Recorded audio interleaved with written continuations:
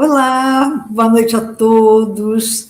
Aqui estamos nós mais uma vez, cheios de felicidade no coração, para mais um Evangelho no Lar. Toda terça-feira, 18h30, né, Lara? Boa noite. É isso mesmo, né, Sandra? A gente fica toda semana esperando chegar na terça-feira para a gente estar aqui junto fazendo o nosso Evangelho no Lar. Então, É sejam todos muito verdade. bem-vindos. Isso mesmo. Ô, Lara, hoje você está em que item do 11.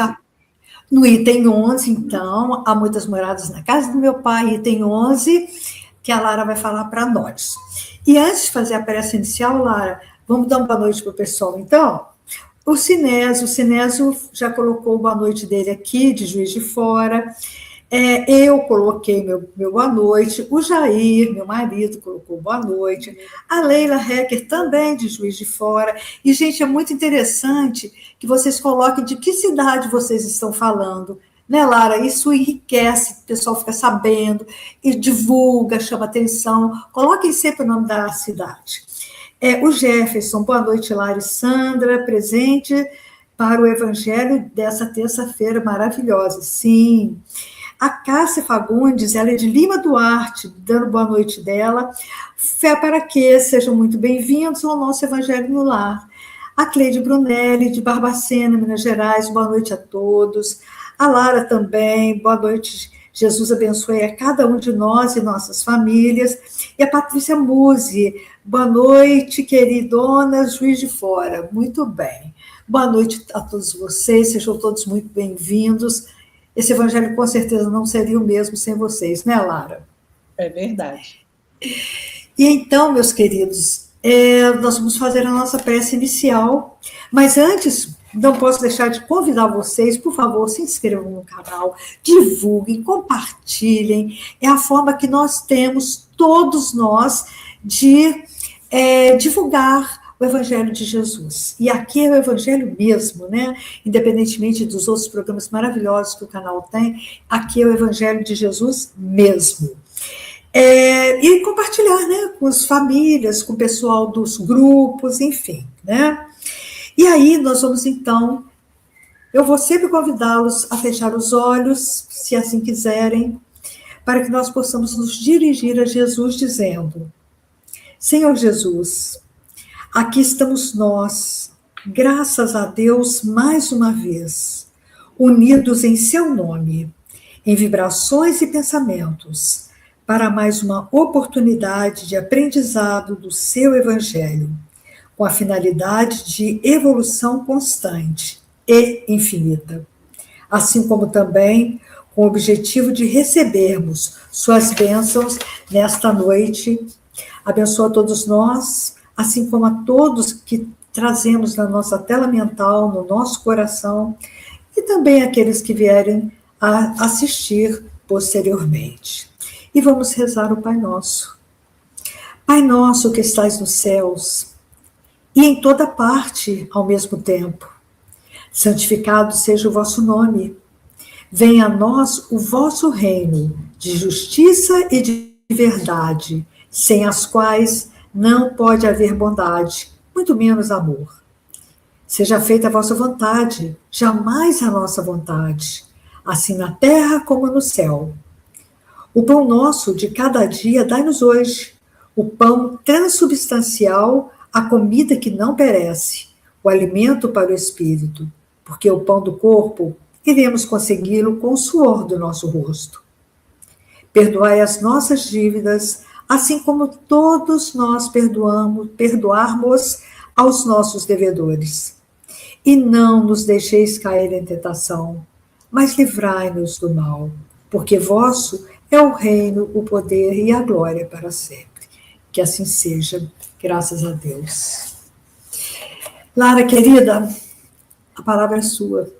Vamos lá, então, né, gente? Eu gosto de lembrar que eu estou usando a tradução do Herculano Pires, que para mim é a melhor tradução, né, da codificação espírita, e às vezes dá uma palavrinha ou outra ali, né, de diferença. Então, capítulo 3, há muitas moradas na casa de meu pai, item 11. No vosso, a gente está falando aqui, né, gente, dos mundos superiores e inferiores, né? E Kardec, no último evangelho, a gente estava falando dos mundos felizes. E Kardec agora vai dizer o seguinte: no vosso mundo, tendes necessidades do mal para sentir o bem, da noite para admirar a luz, da doença para apreciar a saúde. Lá, esses contrastes, né, nos mundos felizes, não são necessários. A eterna luz, a eterna bondade, a paz eterna da alma proporcionam uma alegria eterna que nem as angústias da vida material, nem os contatos dos maus que ali não têm acesso poderiam perturbar. Um verdadeiro paraíso, né, gente? Ele foi engenhoso para pintar os tormentos do inferno, mas jamais pode representar as alegrias do céu.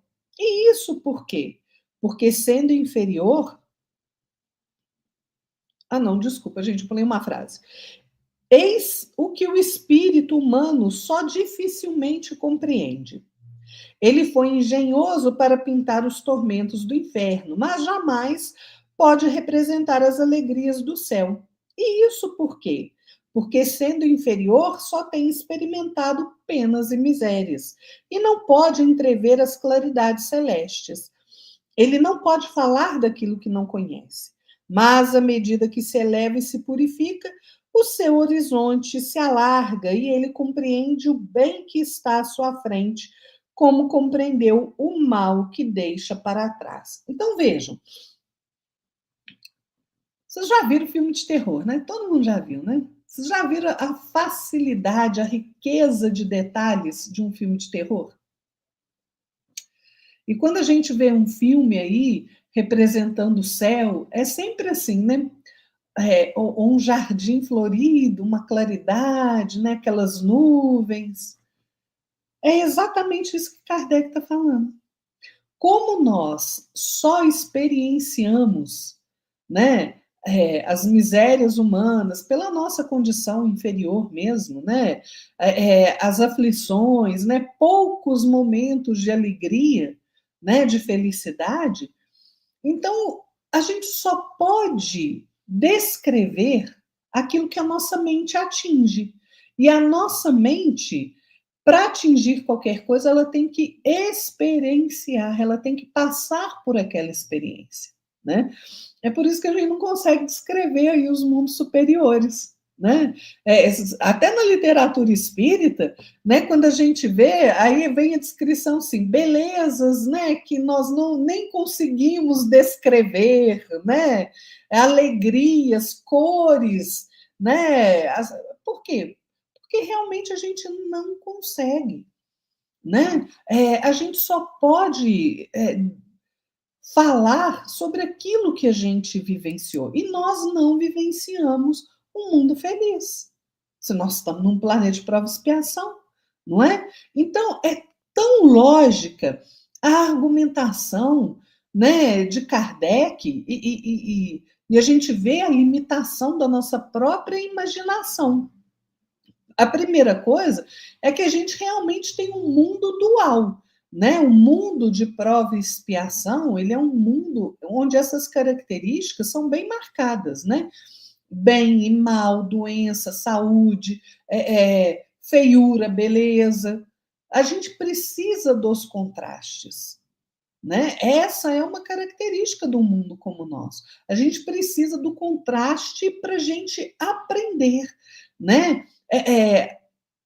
Todos esses contrastes, eles governam a experiência nos mundos inferiores, né? Então, no nosso estado atual de evolução, a nossa percepção é igual de um computador, né? O computador, ele entende o quê? 1 e 0, né? É binário. É assim a gente, né? Agora, por que a gente conhece o bem? A gente percebe o bem? Porque a gente conhece o mal. Por que a gente passa a valorizar a saúde? Opa, porque a gente ficou doente, né? Por que a gente gosta do sol, da luz, né? Porque a gente aprende a suportar a treva da noite. Então, gente, Vejam, a lei de Deus ela é tão perfeita, que em cada estágio de evolução que a gente atinge, a gente vai aí crescendo em percepção, né? A gente vai passando, então, por essas experiências, né? Mas o mal, a dor, a aflição, elas não são criações divinas. Elas são condições transitórias, né? São inerentes aos mundos inferiores. E a necessidade do contraste, como Kardec traz, ela é própria do estado de imperfeição das nosso estado de imperfeição, das criaturas que habitam aqui. Né? À medida que a gente evolui, a gente desenvolve uma sensibilidade aí mais apurada, né? Veja, Kardec coloca, né, dessa dificuldade de compreender, é realmente por isso, por conta da nossa falta de experiência com as coisas melhores, né? Gente, olha um filme de terror, olha uma literatura de quem lê Stephen King, né? Percebe a riqueza de detalhes que ele descreve aí nos livros dele, né? As coisas mais sombrias. Por quê? Porque a gente passa por isso.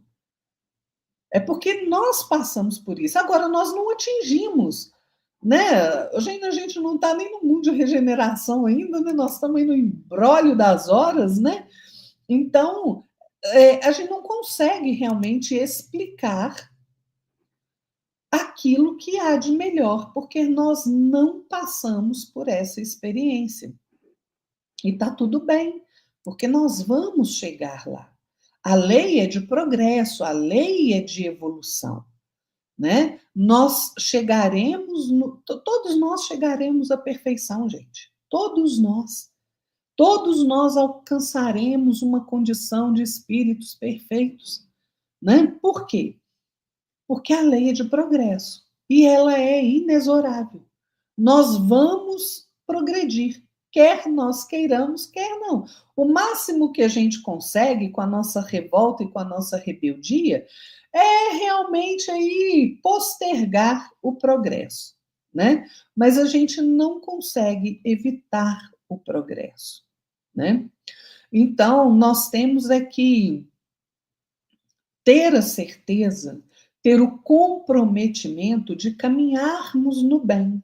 Porque quanto mais nós vivenciarmos os ensinos de Jesus, quanto mais nós nos comprometermos com o bem, passando a viver aí no bem, pelo bem, para o bem, cuidando do nosso aprimoramento moral e intelectual, cuidando de fazer o bem a toda criatura que cruzar o nosso caminho, a gente vai se melhorando mais rapidamente do que quando a gente fica aí postergando as coisas que nós precisamos fazer, ou quando a gente se liga aí, né, a ideias sombrias, quando a gente se liga à maldade, quando a gente se liga às trevas, né? Cada um de nós, né, cada espírito neste planeta comprova essa verdade que a doutrina espírita traz a partir do Evangelho do Cristo na própria pele, através das encarnações sucessivas. Fé espírita, gente, não é fé cega, não é crença cega, não é crença dogmática, é convicção fundamentada na experiência. Então, à medida que a gente vai se depurando, né, a gente cresce em compreensão, cresce em entendimento, né? Cresce em amor. Então é isso que a gente precisa fazer. Caminhar, mas não qualquer caminho. Caminhar o caminho que o Cristo nos mostra, que ele nos aponta, né? E isso dá muita esperança, gente, porque o mal não é eterno. A alegria dos mundos superiores aí só depende do nosso esforço alcançá-lo a cada encarnação. O progresso é lento, ele não dá saltos, né? E vejam, uma coisa interessante, a experiência que a gente tem com o mal ela não é apagada da nossa existência. Ela é compreendida, ela é integrada, né? Você sabe que você viveu aquilo, mas que você fez outras escolhas melhores depois. Essa é a beleza da vida.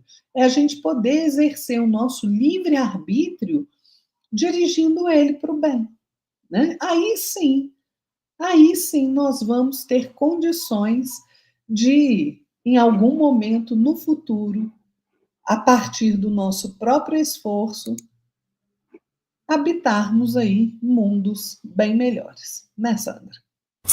É verdade, Lara. Vai ser por esse caminho mesmo, que é o caminho mais lógico, né? Meus queridos, agora nós vamos chegar naquele momento de fluidificação da água, harmonização. E hoje, para começar esse momento, eu trouxe do livro Maria, Mãe de Jesus, que é Francisco Cândido Xavier, com Ivone Pereira. Eu trouxe um poema chamado Ave Maria. Ave Maria, Senhora do amor que ampara e redime, ai do mundo se não fora a vossa missão sublime.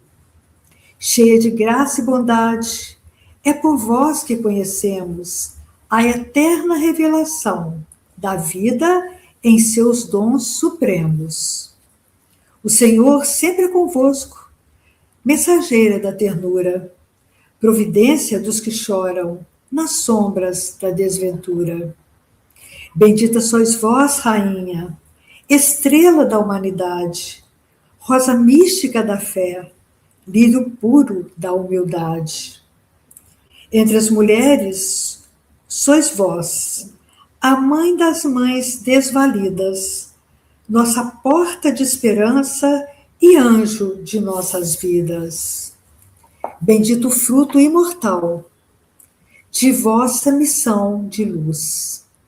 Desde a paz da manjedoura às dores além da cruz. Assim seja para sempre, ó Divina Soberana, refúgio dos que padecem nas dores da luta humana. Ave Maria, Senhora do amor que ampara e redime, ai do mundo se não fora a vossa missão sublime. Pai, não nos cansamos de agradecer tantas maravilhas que estão derramadas sobre nós e sobre as nossas famílias. Por maiores que sejam os desafios e as provações, maior ainda é a nossa certeza de que há um Deus que nos ama, não nos desampara e que faz que as nossas lutas estejam cada vez mais perto do fim. Especialmente hoje, como sempre, agradecemos por nos fortalecer, reconhecendo a importância e o sentido de tudo que acontece nas nossas vidas. Pedimos que cuide de nós, que nos abençoe e que o anjo do céu seja nosso escudo e nossa condução. Ampara-nos, Senhor, nos nossos momentos de fragilidade, doença, tristeza, perda de entes queridos, enfim, nos momentos de nossas provações. Que todos que estão presentes aqui neste Evangelho do Lar, assim como todos que trazemos na nossa tela mental e em nossos corações, possam receber as bênçãos necessárias para o refazimento físico e espiritual. Que essas águas que estão ao nosso lado possam receber os fluidos necessários para nos servirem de remédio para o corpo e para o espírito. E vamos pedir, como sempre, de modo muito especial, para os nossos irmãos que se encontram em hospitais, em leitos de dor, para os desencarnados, para os que estão em asilos de toda espécie, recebendo proteção, amparo e segurança. Que Maria Santíssima, Mãe de Jesus e nossa Mãe, possa pará-los a todos com o seu amor. Enfim, Senhor, Pai misericordioso e bom, gratidão por termos escolhido estar aqui, quando poderíamos estar em qualquer outro lugar. Este é um sinal da nossa vontade de melhorar e evoluir sempre. Gratidão, gratidão e gratidão. Que assim seja, Senhor. As nossas aguinhas já se encontram fluidificadas, nós já recebemos os passos necessários individualmente para o nosso revaziamento físico e espiritual. E, meus queridos, que nós possamos estar em paz mais do que nunca. Lara, antes da prece final, a Nete Oliveira chegou aqui dizendo boa noite, gratidão. Boa noite, Nete, seja muito bem-vinda, viu? E agora a nossa irmãzinha Lara vai fazer a prece final da nossa noite. É isso, né, gente? Pena que o evangelho acaba, né? Mas é assim mesmo, né? As coisas boas vêm em pequenas doses, né? Então vamos elevar o nosso pensamento ao nosso Mestre Jesus, buscando serenar o nosso coração e a nossa mente, para que possamos entrar em contato com os espíritos mais esclarecidos que nós, os nossos mentores, pedindo a Jesus que a paz do Senhor esteja conosco agora e sempre. Pedindo a Deus, Pai de misericórdia, diante da tua sabedoria, nós nos reconhecemos como viajantes no mesmo mar da eternidade. Alguns provendo água doce da esperança, outros ainda sedentos à procura da fonte. Nós te rogamos, Senhor, pelos irmãos que ainda se encontram mergulhados na escura vestimenta da carne, para que não desanimem, que entendam que o joio da ilusão e o trigo da verdade crescem juntos nos campos de todas as almas, e que ninguém é joio para sempre, nem trigo de todo, senão sob a misericórdia do celeste cultivador.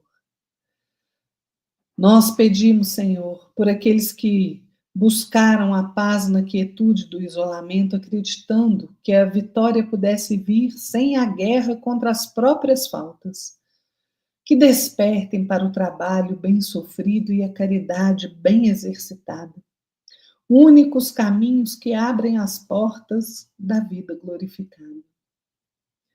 Nós te pedimos, Senhor, por aqueles que sofrem nos leitos de dor, nos cárceres de arrependimento, nas cruzes das provas aceitas e das provas ainda não compreendidas. Que encontrem no sacrifício de cada hora a semente de libertação que há de vir no futuro. Nós pedimos, Senhor, por aqueles que já partiram desse mundo de matéria e ainda se debatem nas sombras da ignorância ou do remorso, para que ouçam a voz fraternal que lhes diz: há sempre tempo para reconsiderar a estrada percorrida, há sempre tempo para recomeçar. Nós te pedimos, Pai, por aqueles que permanecem na terra ocupados demais para perceber a sua bondade, para que eles não troquem o pão da sabedoria pelo fel da loucura. Nós pedimos, Senhor, por nós mesmos, aqui, reunidos em pensamento, para que aprendamos a renunciar para possuir, a perder para ganhar e a morrer para viver. Que nós saibamos não nos elevar acima de ninguém, pois todos trazemos ainda na lavoura íntima da nossa alma o joio que precisa ser arrancado e o trigo que carece de proteção. Que a nossa confiança nunca seja preguiça, nem a nossa fé seja ociosidade. Que o conhecimento se nos acendre em virtude, e a virtude se nos traduz em trabalho, e o trabalho se nos converta em caridade. a única moeda que resgata, a única semente que se colhe para a eternidade. E quando, Pai, Criador de tudo que existe, aceitarmos o trilho da nossa própria cruz, exaltados diante da tua majestade divina, nós pudermos conceber a nossa libertação para sempre, que nós não estejamos sós, mas rodeados daqueles a quem amamos e por quem vibramos conosco, hoje e sempre. Que assim seja. Que assim seja. Meus queridos, mais uma Jefferson está falando aqui, obrigada, Lara e Sandra, foi maravilhoso o Evangelho. O Evangelho é sempre maravilhoso, né, Jefferson? Não tem Lara e Sandra, não. Né, Lara? O Evangelho é sempre maravilhoso. Evangelho é Evangelho, né, gente? Eu falo que assim, é meu livro preferido desde sempre. Nossa, eu leio, estudo. Aí eu chego à conclusão que eu não sei nada. Aí eu começo tudo de novo. É desse jeito, né? Porque a gente evolui um pouquinho, aí começa a exigir da gente mesmo, e aí a gente vai melhorando, gota a gota, né? Porque é tudo no conta-gotas, né? Mas a gente vai lutando. Lara, querida, mais uma vez foi ótimo. O Jeff está rindo da gente aqui. Mais uma vez foi ótimo ficar aqui com você essa meia hora. O Evangelho, muito obrigada por cada palavra. Meus queridos, pela companhia, muito obrigada também. É realmente, para mim, o maior prazer da minha semana, realmente, é estar aqui nesse Evangelho, de verdade. Eu fico esperando a terça-feira e vou esperar que na próxima terça sejamos todos aqui, né, Lara? É isso mesmo, né, Sandra? A alegria é nossa, gente, né, de estarmos aqui compartilhando esses momentos com todos vocês. Então, fiquem todos na paz de nosso Senhor Jesus Cristo e até a próxima terça, se Deus quiser. Tchau, Sandra. Tchau, pessoal. Tchau, Lara. Tchau, pessoal.